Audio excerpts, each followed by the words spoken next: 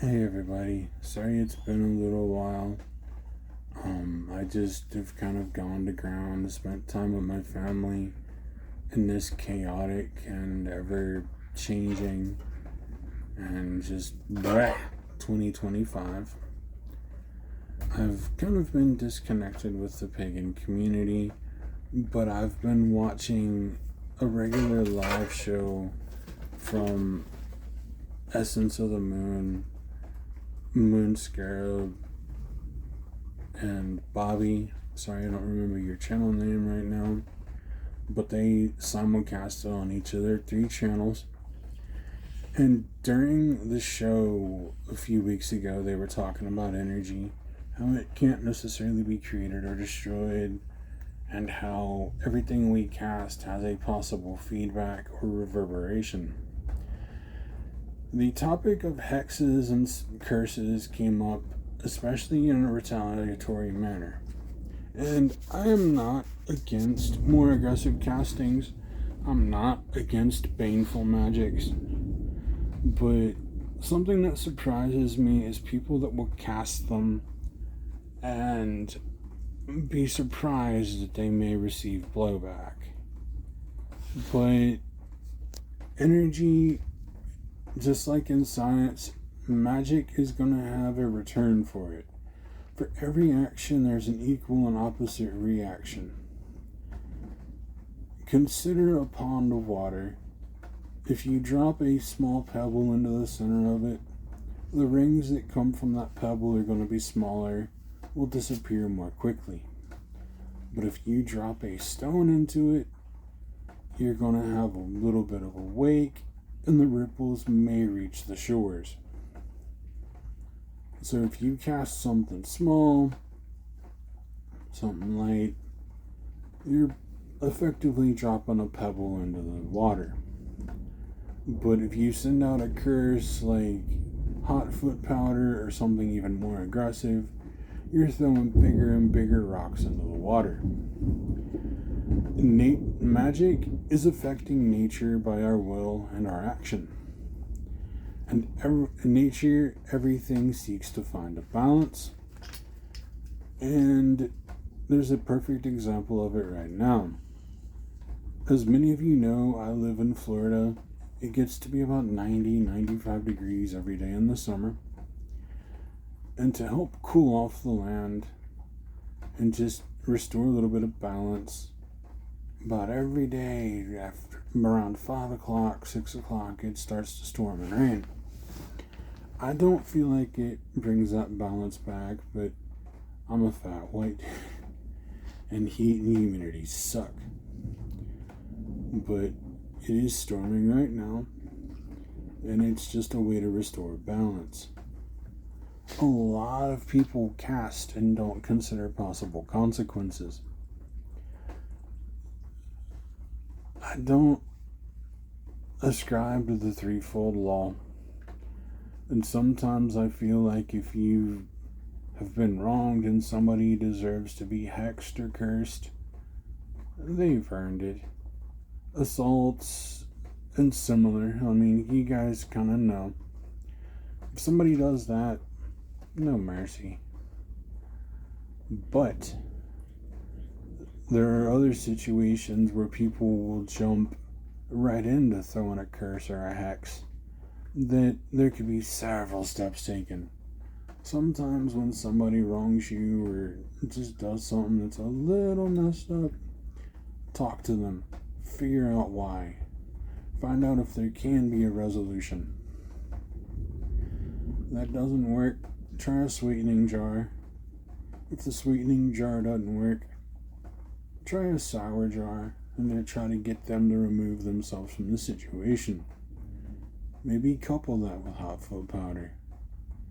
But there's steps to take, to me, before getting to full on, get the hell out of here, and aggressive hot foot powder, like going from using a cayenne pepper to a Carolina Reaper or something in that mixing, or using further more aggressive powders or magics.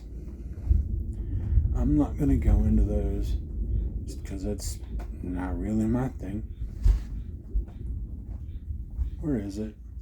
But either way, at a certain point, if you're going to cast something that aggressive, you need to be prepared for whatever may come back your way, because you are pulling on a string of the spider web of the universe,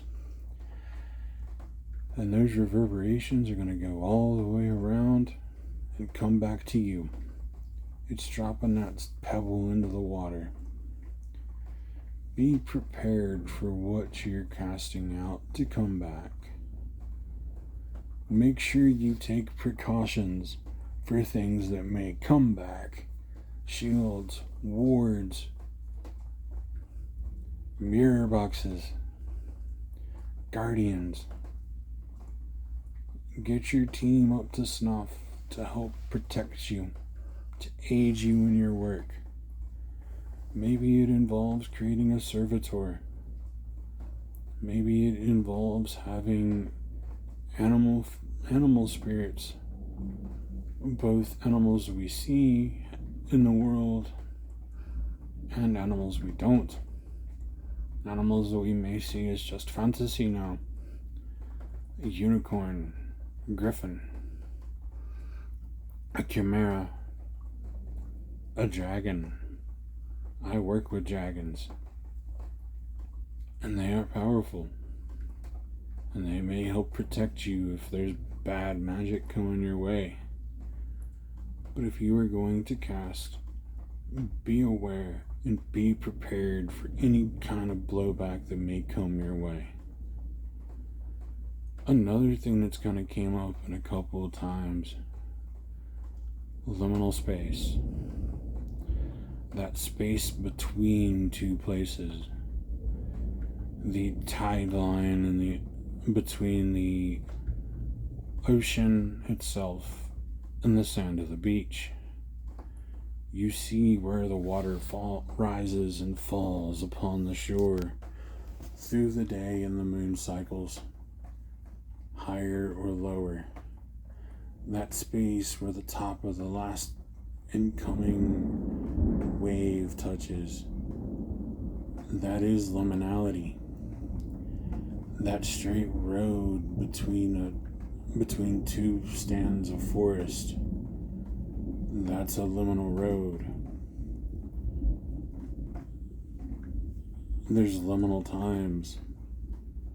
That time after the last bit of the disk of the sun goes down in the western horizon, and the darkness that follows as the night sky rolls in from the east. That's a liminal time. That time from 11:59 to 12:01 is a liminal time in a liminal space. Is it today or tomorrow? Is it morning or afternoon? New Year's Eve can be a liminal time, liminal space. Liminality is a potential. It is something that is in two states. It's like Schrodinger's magic. Is the cat in the box? Is the cat out of the box? Can you tap into that liminal energy? Can you use it for something to better you? Can you use it to amplify your workings? Can you use it to enter other worlds? I believe that you can. Liminal spaces make it easy to make doorways, whether it's into the Fey world, into the astral, or depending on the kind of magic worker you are, into death, into that realm of the ancestors. Those roads and those spaces, if you find a tree that may grow over or around it, that's a doorway, a definite portal. And what we do in those spaces echoes through the universe, just like our magical casting.